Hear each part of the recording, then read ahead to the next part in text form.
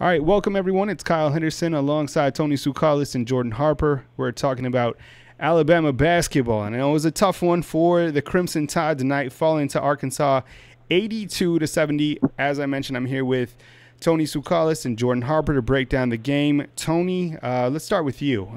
Not an impressive performance by any stretch by the Crimson Tide.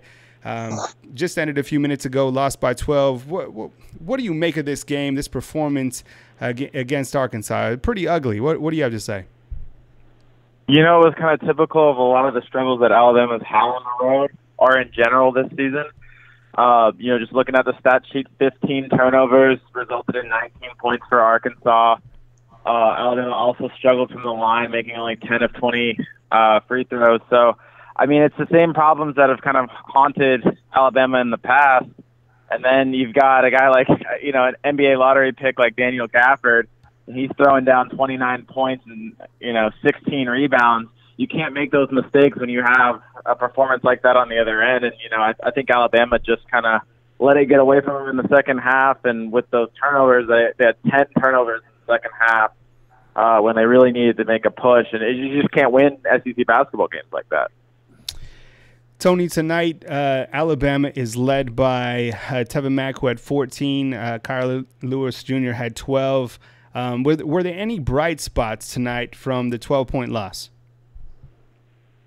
I mean, not really. I mean, I guess Alabama shot at 10 of 24 from three. That wasn't that bad. But it was really a lackluster performance for a game that you needed to win. Alabama was kind of reluctant to call it a must-win game, but let's face it, it was pretty much a must-win game to get into the NCAA tournament, or at least really close to a must-win game.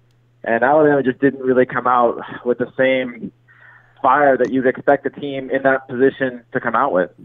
Alabama now 17-14 overall, 8-10 in SEC play. Jordan, this team has lost 3 in a row. What now for Alabama? Are they completely out of the tournament? Is there a glimmer of hope as they head into the SEC tournament? What does it mean in terms of the bigger picture when we talk about the NCAA tournament? In years past, if this was the Alabama team of last year, 2 years, 3 years, 4 years ago, they would be way out of the tournament. There would be no chance because, let's face it, 17-14 isn't a good record. Yes, the SEC is tougher than it has been in years past, but the games they've lost, they really only have 2 marquee wins, and that's against Kentucky, which is one of the best wins of the season in the country, and then Mississippi State, who's a borderline 6-7 seed in the tournament. But they're standing right now. They're lucky this is the worst bubble field that the NCAA may have ever seen. So they're not completely out. I believe I've seen several projections still that they're, after this game, they're, first 4 out of the tournament or, next 4 out. So there's obviously a chance. Now they're going to get a big opportunity in the SEC tournament game or the SEC tournament play in Ole Miss first game. That would be a quad 1 win on a neutral site floor. And that would give them 3 quad 1 wins that some of these bubble teams don't even have. So beat Ole Miss, then you're probably right back there on the cut line and kind of have to hope that there's no conference tournament madness and some of these bubble teams such as Creighton or Seton Hall, Texas, teams like that go on a run.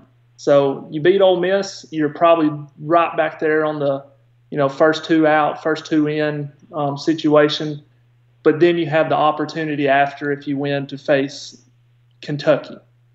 And if you beat Ole Miss and then Kentucky back-to-back, it's a large task at the SEC tournament. Everybody knows that. But that would solidify their chance. It's kind of similar to last year, except it's not win your first game and you're for sure in. But they beat Auburn the second time to make sure that they were in. And this is a very similar situation than last year. They have a very good resume in terms of 9 quad 1 and 2 wins. And no real bad losses outside of A&M at home. But, man, some of these games, the Auburn game up by 14, the LSU game up by 7, A&M on there. Even if they beat A&M once and maybe Georgia State, we wouldn't be having this discussion about them being out. It's just how they've lost to who they've lost. That's really been the frustrating part for Alabama. I'm here with Tony Sukalis. You know, and I think you can point to last year as a glimmer of hope as well. Because, you know, they were able to go into the tournament and win 2 games. Just looking at this year's road, though, in the SEC tournament, I think it's going to be a lot tougher. Yeah, I think the Ole Miss is going to be a tough one, and I really don't know if they could, you know, go 2-0 in a season against Kentucky. So, you could look and say, well, they've done it before, but I don't even know if they've done it to this extent before. I think if they were to make the tournament and go on a little bit of a run like they did last year, it'd be much more of an SEC tournament achievement than it was last year. Just based on the teams they're going to be playing. Yeah, getting Auburn in the second round was really good because, you know, they've already beaten Auburn that year, and that Auburn team's nowhere near as talented as this Kentucky team. That Auburn team just had a very good year. They were on a roll, but they were vulnerable. I'm not so sure that this Kentucky team is near as vulnerable as Auburn if they do get past Ole Miss. But I do think that Ole Miss is a lesser superior opponent than Texas A&M was last year. Now, I have to ask you guys both this question, and I'll start with you first, Jordan. Is it the X's and O's with this team, or is it the Jimmies and the Joes, as they say? Is this all on Avery Johnson, the lack of success, or is it simply that these guys just don't have the talent to compete week in, week out with SEC opponents? I would say it's a little bit of both, but I would lean heavier towards Avery Johnson and his system. You know, his staff consists of John Pelfrey, who was a former head coach in college basketball, Antoine Petway, who is basically the recruiting specialist, and then Yasir Rosemond, who has been a recruiting specialist. So Pelfrey and Avery are the real only two that has coaching experience on their resume. So it's a lot of the X's and O's because you see Alabama teams in the past, and especially this year, that just keep running the clock out and then either forcing a turn or giving up a turnover or taking a rush shot. Now, on the other side of that, I believe this Alabama team is really talented. They have the talent. It's just some of these these players just do not have the mental toughness that it takes to win close games, especially in a league as tough as the SEC. You know, we get down to the final 5 minutes of a game and it's within 3 points, whether Alabama's up or down. You just have that feeling that Alabama's going to do something to lose this game. And I believe the players have that instilled in their minds as well, because you can just see they look like deer in a headlight at the end of a game. Nobody's willing to step up and take a tough shot or a big shot and make it with confidence. And that can, like I said, that can go either way. And I don't really particularly care for Avery Johnson's out of bounds plays. He could do so much more with the athleticism there, and that's gotten them in trouble. Got him in trouble in Auburn, not being able to get the ball in once or twice and turning it over, and it can really go both ways.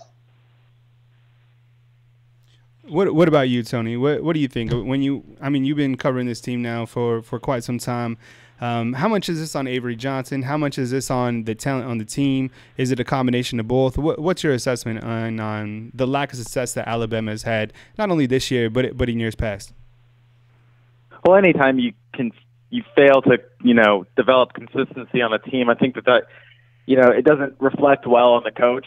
I think Avery gets a bad rap a lot of times. I don't think he's near the bad coach that maybe some Alabama fans think that he is. But one thing about this team that is just glaringly obvious is it doesn't have that guy. Jordan hit on that. Games on the line, you really don't know who the ball is going to go to. And I think to be a good team, you have to have that guy that you're comfortable. They have the closer that can kind of finish out games. And last year, of course, they had that with Colin Sexton. This year, you'd like for that guy to be Kyra Lewis Jr., but he's just not. And I think part of it's just because he's so young. He's second youngest player in Division I basketball, and I think he might develop into that guy. And Alabama has a few guys that might develop into that guy. But this season, I think you look at those losses, the ones that are frustrating, the ones that slip away in the last second, it's because Alabama doesn't have a closer, doesn't have a guy that they can just, get us out of trouble or get us some points late, And I just really think they need to develop into that. And I think part of the frustration of this season is that they didn't have a guy develop into that role. And I think that also points to some of the coaching that, you have guys that could fall under that role. Tevin Mack was the leading scorer at Texas before he came here. Hasn't really taken on that role at Alabama. You got a guy like John Petty that, sometimes he's the best player on the court and sometimes he's kind of invisible and he just kind of shows up here and there. And they haven't been able to develop consistency with him. Dante Hall, you never know what you're going to get out of him. And sometimes, he had a string of double-doubles, and today he comes up with 3 points. So it's not just any one player on Alabama's team that you can really point the blame to. It's more just the fact of they don't have that steady guy that's just always the reliable guy. So if you want to blame that on the players or coaching, I think it's probably a little bit of both. We're here with Tony Tsoukalis, who's our team writer on BamaInsider.com, and our basketball correspondent Jordan Harper on BamaInsider.com. You can catch more of our coverage on the website. Of course, spring football just started yesterday, so if you want to go to our YouTube channel and watch the highlights, or if you want to get the inside scoop, Tony just dropped a good story today on Ali Cajo and the fact that he will be back at practice. You can read all that stuff back on BamaInsider.com. Tonight we're talking the basketball program as they drop to Arkansas 82-70. Jordan, I have to ask the tough questions, man. Is Avery Johnson on the hot seat? Surely by the fans they are, don't you think? You just get on any kind of social media and you're going to see a Fire Avery thread or a Fire Avery post anywhere, because coaches are the easiest scapegoats or the person to blame for when a season goes bad. And this season hasn't particularly gone the way that everybody thought. Everybody thought with giving Tevin Mack and Kyra Lewis all of a sudden reclassifying and adding to the team, and really didn't lose anybody except Colin and Braxton Key. They were going to, supposedly get over that hump. They got a deep team, talented, got some good shooters, another ball handler in Kyra and Tevin. But like I said, they don't have that one guy that Colin Sexton was last year and have fallen short of expectations. Now, Avery Johnson is a sticky situation. I like to tell people that I compare it to the Gus Malzahn situation at Auburn. Auburn fans want him gone just because, Alabama's doing very well, and Gus Malzahn hasn't been living up to that expectation. But he has a very large buyout on his contract that Auburn doesn't want to pay. So they're having to stick with him, and hopefully that they can, become more competitive towards Alabama, and that buyout will decrease over the next 2 years. And if that happens, then they can make their decision then. Avery Johnson has a $6 million buyout after this season. Now, if you want to fire him and pay him that $6 million, you're going to have to end up paying $3 or $4 more million to hire a very good coach to replace him. That's $10 million you're investing next year into a basketball coach, plus the renovations that are going to take place on the Coliseum in the next 2 years. So I really don't think that the boosters or Greg Byrne will make that decision and fire him after this year. Obviously, his seat is very hot. Now, if he goes in the SEC tournament and Ole Miss just blows the doors off and beats them by 15, 20 points and it isn't even competitive, and you can kind of tell that the players might have given up or Avery has, then there can be a discussion on if they will do that.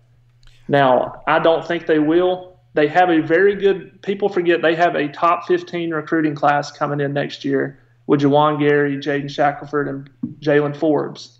All top 100, top 150 players. They don't really lose anybody outside of Dante Hall and Riley Norris. I expect a couple transfers off the roster, but you're adding 3 very talented players and potentially someone to the extent of Trendon Watford, who is a Colin Sexton, top impact player. That is potentially 5 to 6 top 100 players on a roster. Now, if you fire him, there's potential for a lot of movement in losing, one, two, or all three of the players that are signed, plus a couple more on the team that'll transfer. And there are big repercussions of that. Now, I know a lot of people probably want him gone from the consistency of consistency of poor play or average play of being 17 and 12 through 29 games.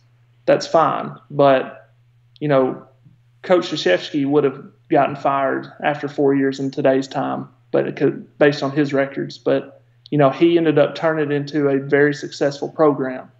Now, I'm not comparing him to Coach K by any means, but sometimes programs take longer to develop based on the coach.